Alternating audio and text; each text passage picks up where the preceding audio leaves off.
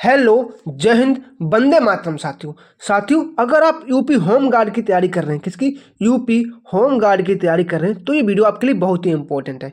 क्योंकि साथियों मैंने प्रण लिया है कि मैं आपको डेली एक मॉक टेस्ट कराने वाला हूं। तो आज से हम लोग मॉक टेस्ट स्टार्ट करते हैं। तो आज आप प्रश्नों का लेवल देखना बहुत अच्छा रहने वाला है। क्योंकि साथियों यहाँ जो प्रश्न मिलने वाले हैं आपको टोटल प्रीवियस प्रश्न मिलने वाले हैं, जो कि यूपी पुलिस, यूपी एसआई में पिछली परीक्षा में पूछे जा चुके हैं। आप कहीं भी मैच करके देख लेना कि क्या ये प्रश्न हमारी यूपी पुलिस या यूपी एसआई में आया हुआ है या नहीं। तो साथियों आज एक नई ऊर्जा, नए जोश के साथ, जब तक कि आपका पेपर नहीं हो जाएगा, डेली आपको 50 प्रश्न मिलने वाले हैं। तो साथियों चलिए क्लास को स्टार्ट करते हैं नई ऊर्जा, नए जोश के साथ। आज का हमारा पहला प्रश्न, भारत का ग्रीनविच कहा जाने स्थान है?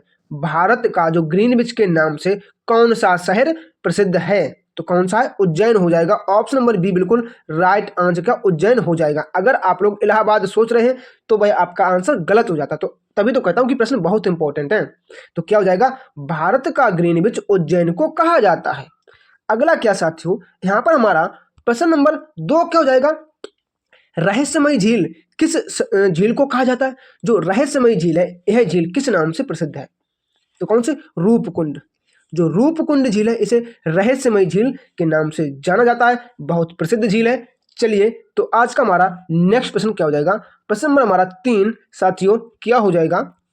बंदी जीवन पुस्तक के रचनाकार कौन है? ये जो बंदी जीवन पुस्तक है ये किसके द्वारा लिखी गई है साथियों? तो ये किसके? सचिंद्र सान्याल। सचिंद्र सान्याल के द्वारा लिखी गई है। तो आपको यहाँ पर ऑप्शन नंबर बी बिल्कुल टिक कर देना है और आपको 1 नंबर अपना पक्का कर लेना है। चलिए अगला क्या हो जाएगा साथियों? प्रश्न नंबर हमारा यहाँ पर 4, कौमी आवाज नामक पत्र किसने आरंभ किया था? जो कौमी आवाज नामक पत्र ये किसने प्रारंभ किया था, मतलब इसकी शुरुआत किसने की थी? तो किसने की थी? जवाहरलाल नेहरू।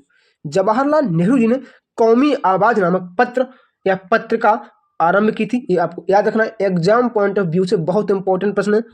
अगला क्या साथियों, यहाँ पर हमारा प्रश्न नंबर साथियों 5 क्या हो जाएगा?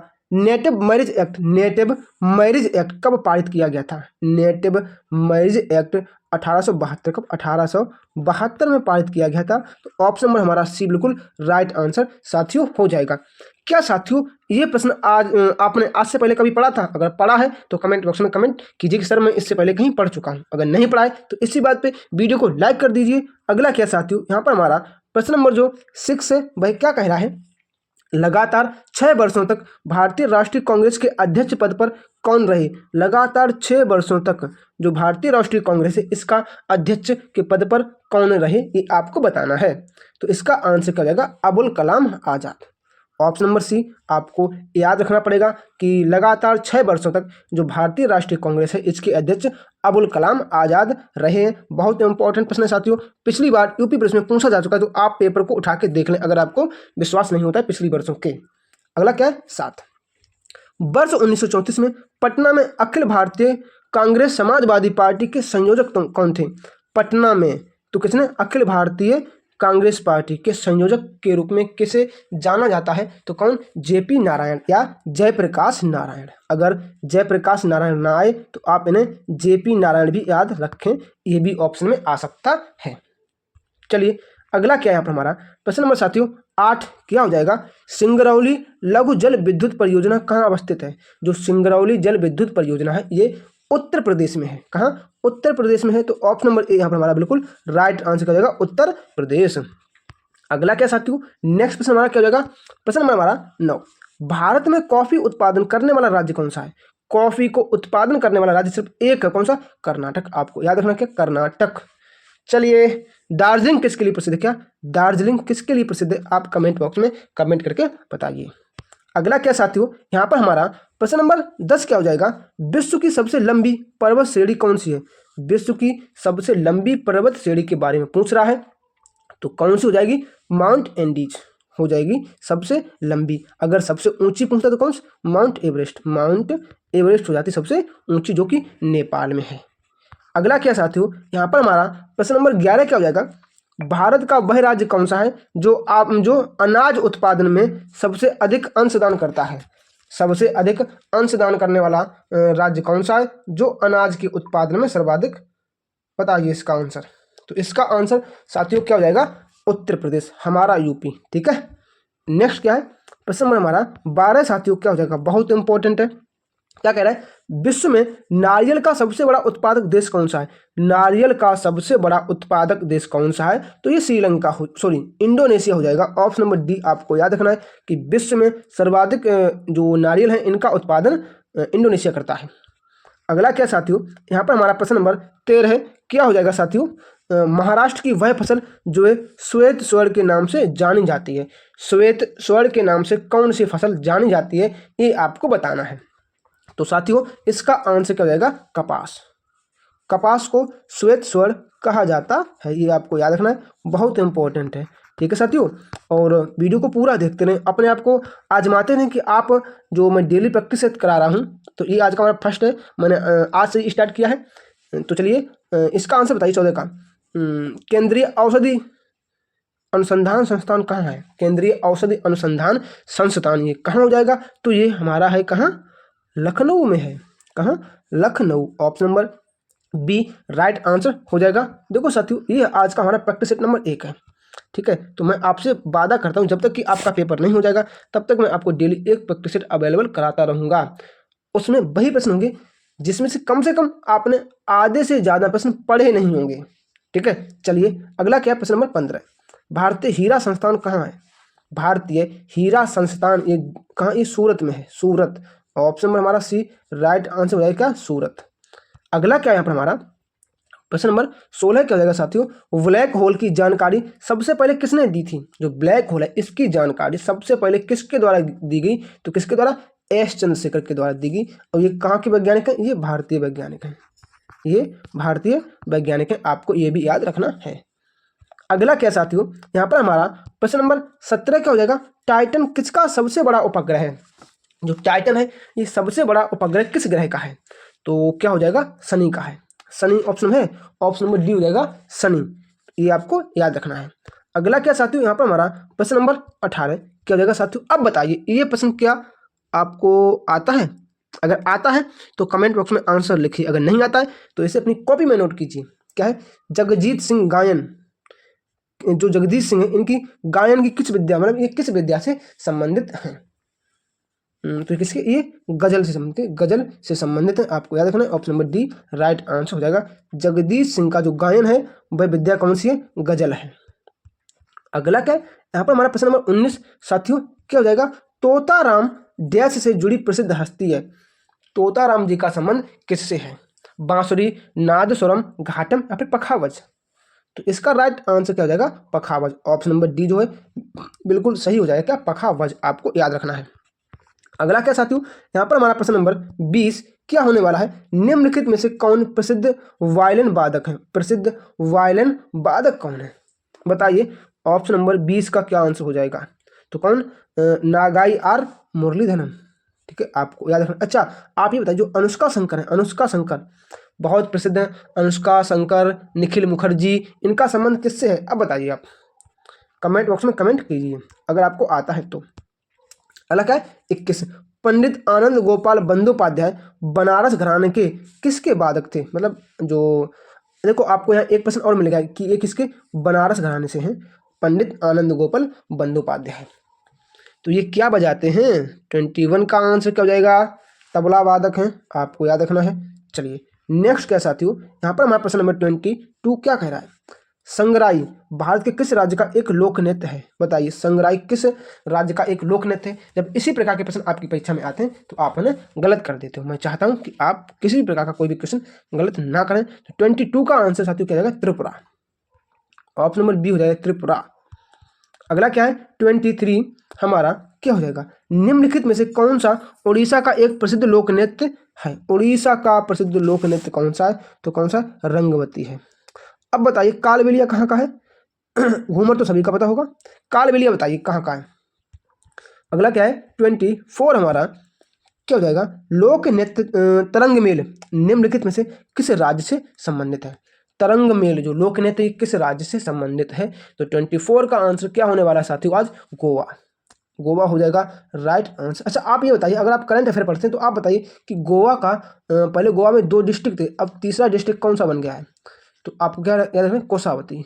कोसावती गोवा का नया डिस्ट्रिक्ट बन गया, ये आपको याद रखना है।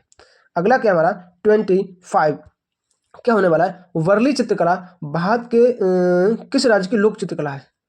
तो ये कहाँ की, ये महाराष्ट्र की वर्ली, वर्ली महाराष्ट्र की तो है। 25 का आंसर करेगा महाराष्ट्र, ऑप्शन नंबर बी बिल्कुल राइट आंसर साथियों हो जाएगा।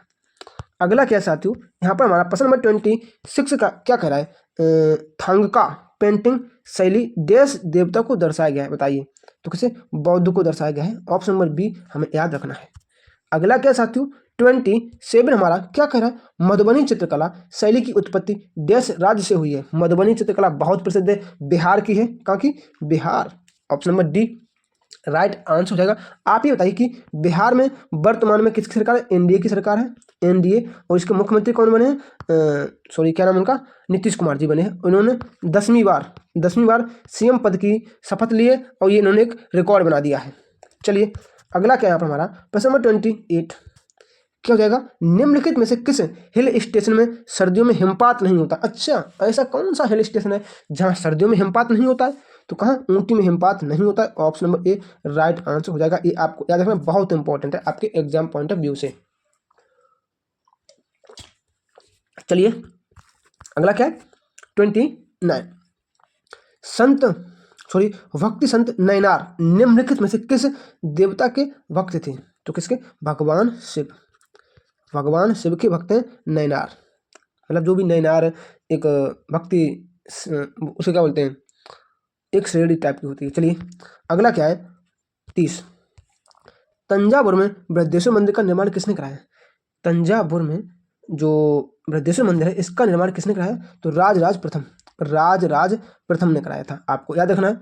अगला क्या साथियों यहाँ पर हमारा 31 क्या कह रहा है, एशियाई शेर का अंतिम शेष निवास कौन सा स्थान है या कौन सा जंगल है? तो गिर, कहाँ, गिर में है, और ये गिर कहाँ है, गुजरात में है, आपको याद रखना क्या, गुजरात में है। चलिए साथियों वीडियो को पूरा देखते रहे अंत तक, जबकि कि पूरे 50% खत्म ना हो जाए। अगला क्या है, नंदा देवी बायोस्फीयर रिजर्व कहाँ स्थित है? तो नंदा देवी ये उत्तराखंड में है, आपको याद रखना कहाँ, उत्तराखंड में है। अगला क्या है आज का हमारा प्रश्न नंबर 33 भारत के निम्नलिखित में से किस राज्य में मानस बायोस्फीयर रिजर्व है? मानस बायोस्फीयर, तो मानस कहाँ, ये आपको याद रखना असम में है। मानस से आप असम याद रखोगे, ये बहुत इंपॉर्टेंट है बहुत बार परीक्षा में पूछा जा चुका है, तो इसलिए बहुत इंपॉर्टेंट बन जाता है। अगला क्या है, ललित कला अकादमी की स्थापना कब हुई थी? जो ललित कला अकादमी है इनकी स्थापना 1954 में हुई थी, और इसका मुख्यालय कहाँ, इसका हेड क्वार्टर कहाँ है? तो कहाँ, न्यू दिल्ली में इसका हेड क्वार्टर है, आपको ये भी याद रखना है। अगला क्या हमारा 35 क्या कह रहा है, वैज्ञानिक और औद्योगिक अनुसंधान परिषद की पहली महिला महानिदेशक कौन बनी है? पहली महिला महानिदेशक कौन बनी थी? क्योंकि अब तो हो चुका है प्रश्न, बहुत पहले का है, तो इसका आंसर क्या होगा 35 का, नल्लाथम्बी कलाई सेल्वी, नल्लाथम्बी कलाई सेल्वी। अगला क्या है 35 क्या कह रहा है, भारतीय खाद्य निगम का मुख्यालय कहाँ है? भारतीय खाद्य निगम इसका मुख्यालय कहाँ हो जाएगा? तो कहाँ, न्यू दिल्ली में हो जाएगा। भारतीय खाद्य निगम का मुख्यालय न्यू दिल्ली हो जाएगा।